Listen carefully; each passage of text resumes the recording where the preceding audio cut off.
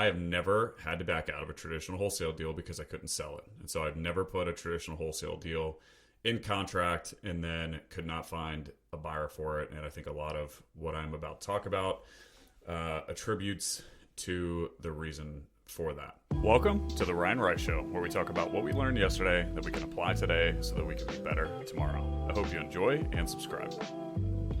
What's up, everyone? Good morning, good afternoon, good evening, whatever time that you're listening. In today's episode, I want to talk about doing the work. And in order to achieve an outcome that we're after, we actually need to focus on the work and not the outcome. And I want to talk about this from the frame of wholesaling real estate, because that's what I do. I buy flips, I buy rentals, and I wholesale real estate. And for those of you who don't know who I am, my name is Ryan Rice. I have a 13 and a half year background working for a Fortune 30 company, and I jumped ship to start my own entrepreneurial journey in a completely different industry. I have learned a lot. I am approaching my fourth year. I just started my fourth year doing that, and I make these because I've made a lot of mistakes. I've learned a lot in my 13-year Fortune 30 journey that hopefully I can offer and teach. And I've made a lot of mistakes in my entrepreneurial journey that I share in the event that they're helpful. So, without further ado, what I see so many wholesalers in this game doing is the only thing that they're focused on is getting their quick $10,000, $20,000. And it's very clear that that's all they're focused on because of their actions. And because of that, they can't close any deals. And this is the biggest reason why I think a lot of wholesalers out there cannot get deals closed. And I think one of the biggest reasons why wholesaling real estate in general can get a bad reputation or have a negative connotation, because there's so many people out there that try to do it and they're actually focused on the wrong things. So what I'd like to talk about is the actions that I have taken that have served me well, that have enabled me to close lots of deals. Last year I did 40 deals in real estate. The year before I did 20 to 25. And so I've done, I'm approaching 100 deals here in my real estate career. And I want to talk about the work that I've done that helps me consistently close wholesale deals. And I have never had to back out of a traditional wholesale deal because I couldn't sell it. And so I've never put a traditional wholesale deal in contract and then could not find a buyer for it. And I think a lot of what I'm about to talk about attributes to the reason for that. What I see most wholesalers do is they get a deal in contract and they take some simple formula like 70% to 75% of the ARV, which stands for after repair value, what the home will be worth once it's completely fixed up. And which, first of all, they have no idea how to calculate the after repair value. And then they subtract there, and I'm doing hand quotes, which you can't see right now, rehab costs, which they actually have no idea how to calculate. And then they try to sell it by marketing their incorrect ARV with their wildly inaccurate rehab cost. And they're sending an email after email after email or Facebook post after Facebook post, trying to get it done, and they can't get it sold. And because of those actions, again, wholesaling, I think, gets a bad rep. So here are the steps that have served me well in getting deals closed, and hopefully this is helpful for you. And if not, that is fine too. First, when I am talking with a seller, and this is before I have it in contract, I ask the seller very, very detailed questions about the condition of the property, right? Because how can I appropriately underwrite the property? When I say underwrite, come up with how much it's going to cost to get the property to where it is going to sell on the open market. And those questions include the condition of the roof, siding, windows. Is there central air conditioning? How old is the central air conditioning? How old is the furnace? What's the condition of the plumbing? What's the condition of the electrical? When was the kitchen last completely renovated? When were the bathrooms last completely renovated? What type of flooring is there? Is there a basement? Is there a crawl space? Is it on a concrete slab? what's the parking situation? Is it on public sewer, public water? Is it on well and septic?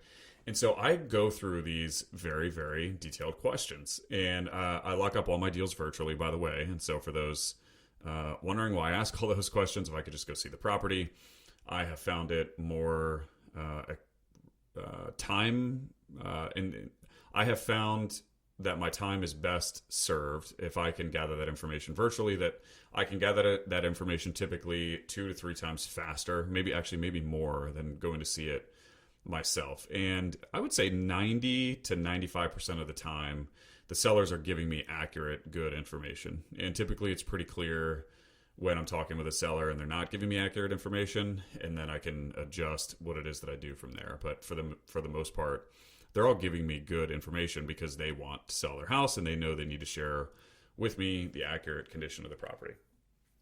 So I gather all that info and I'm taking notes, right, in my CRM or in my tool where I keep all of my leads. And then I determine a safe and a realistic ARV, right? And I see so many wholesalers trying to determine an ARV by price per square foot, or using a comparable sale that's across the neighborhood or across the city or across the river.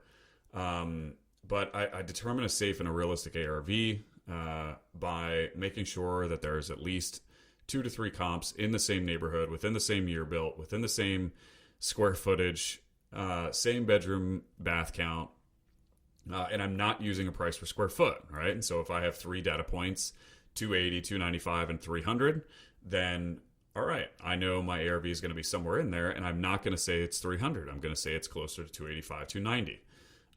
Because someone that's going to invest their hundreds of thousands of dollars, that's exactly what they're going to do. So I'm not going to inflate an after repair value so that it tries to serve me better. So someone may pay money for it. And I think the process of determining a conservative or a safe or a realistic after repair value is very necessary. So then, because I have lots of experience flipping, I've flipped over 25 houses. A lot of these houses have been full gut rehabs. I've done additions. I understand how much stuff costs. I understand construction costs.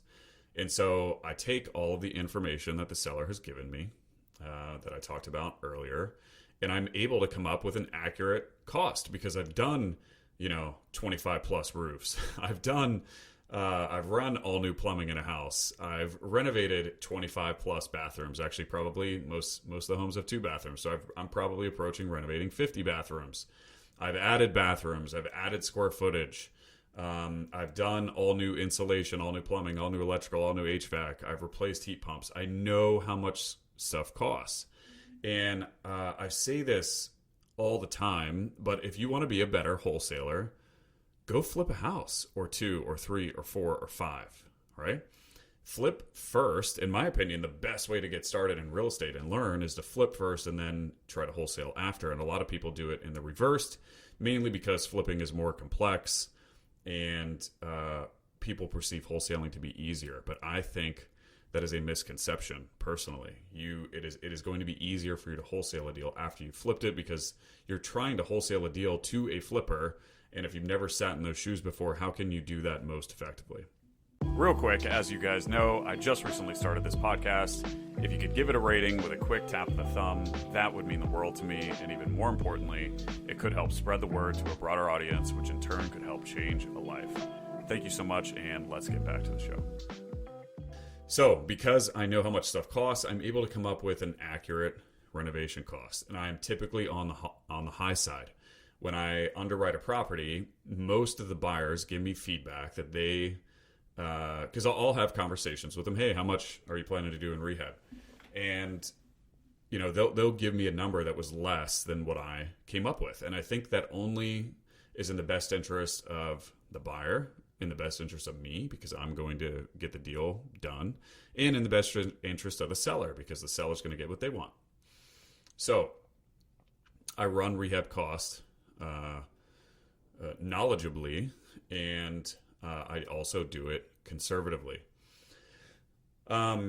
And then next, and I talked about this a little bit earlier, but I underwrite the deal for specific buyers, which means I underwrite the deal for flippers and I underwrite the deal for renters. And flippers can underwrite their criteria could be different. If I ask 5 flippers, how do they determine whether or not they flip? Some might say, oh, I need 10% of the ARV in profit. Some might say, oh, I buy all cash. I need minimum of a 25% internal rate of return. Some might say, oh, I just want to make 20K. But there are so many different types of buyers out there, and knowing how buyers underwrite their deals is important. And then I underwrite the deal based on different ways of coming up with those numbers. And then I also underwrite for renters, right? Some renters buy based off the 1% rule, which means the monthly rent is 1% of the purchase price. Because then if they buy cash, they're going to earn a 12% internal rate of return. Some renters just buy based on cash flow. So they're going to DSCR, or they want to BRRRR, or buy, renovate, refinance. I'm missing some R's in there, but you get the picture, and then they put a renter in there, and then it cash flows. And so what I am not doing is coming up with a inaccurate ARV and then saying, oh, well, I'm just going to market this property at 75% of that minus my inaccurate rehab cost. That's not how I'm coming up with how to market the property. Every deal is specific. Every deal I underwrite specifically, and it's not with a simple formula. And so I put in the work in order to come up with an accurate number. And the other way of doing it, which I've discussed, which most wholesalers fall into the trap of, is honestly they're lazy. And I'm just going to say they're lazy, because if they don't know how, that means that they haven't put in the work to go figure out the right way to do it, which I still think that means that they're lazy. So figuring out the right way to come up with the right numbers is going to make sure that you can get the deal done. It doesn't stop there, though. And I don't know many wholesalers that do this. And I know plenty of people that are successful in wholesaling that don't do this. But this next step has served me very well and makes it so much easier for me to get a deal closed. The next step I take after I get it in contract with the seller is I send a licensed inspector out to the seller's property to confirm the condition that the seller has told me. So all those notes that I've discussed, I've already underwritten the property. That's how I get it in contract. I send an inspector out. They take typically well over 100 photos of the property. They take photos of all the mechanicals. They inspect all the mechanicals. When I say mechanicals, all the stuff like, the roof, the plumbing, the electrical, the foundation, the hot water tank, all of those things that as a flipper, they're going to add up significantly. I will have the inspector go look at those things. And they'll take a bunch of photos. And then what they'll also do is they'll give me a 1-page write-up. It just gives me a summary of the house, right? So it'll say roof. They'll climb up on the roof and they'll look at the shingles, and they'll say the shingles are architectural shingles. They have been on the house for 25 years. So they have an estimated, 5 years left, and here's the condition, right? They'll look at the foundation and comment, hey, there's a vertical crack in this foundation. It's on the south wall. They'll give me a ton of information. I see effervescence on the walls, which is indicative of moisture in the foundation. And all of that stuff gives me the information that I need, because I know if I'm going to market it, the buyer is going to go do all of those things that the inspector is doing, right? So by me doing that, I remove their need to do it most of the time. I would say 90 to 95% of my wholesale deals I have assigned without the buyer having to walk the house. And it's because I've given them the proper information that they need. I've given them all of the information that they need to make a decision. And that's the whole idea, right? Again, I'm doing the work. I'm not skipping any steps. And because I'm not skipping any steps, I'm able to get these deals closed.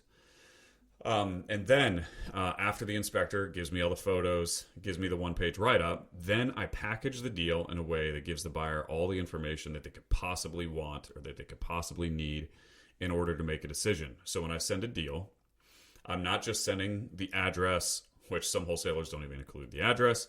I'm not just sending a couple photos.